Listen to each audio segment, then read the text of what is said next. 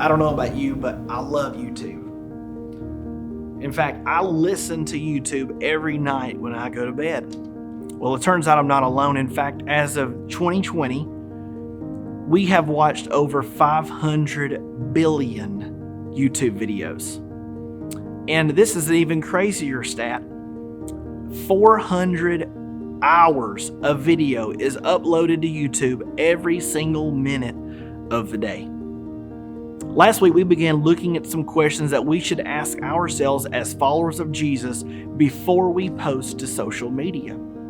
The first question today is this: is my post helping to disciple others?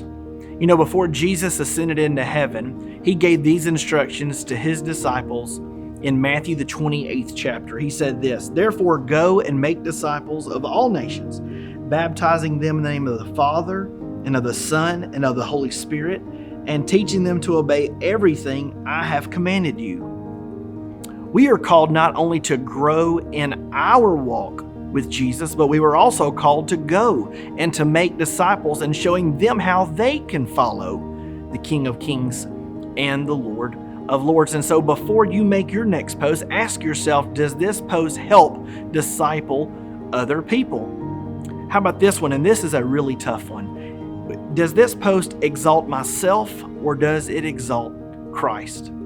You know, much of our social media content can be just to pump ourselves up. You know, I read a statistic lately that said that Instagram is the worst social media platform because we compare our insides to others' outsides. Here's an example. You can be looking at someone taking an amazing Italian vacation, and yet you're in your living room on your recliner eating Doritos.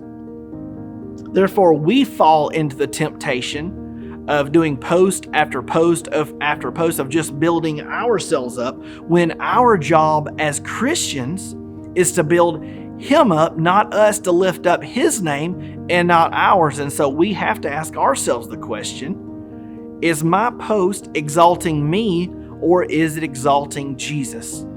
Next week, 3 final questions on You Got This.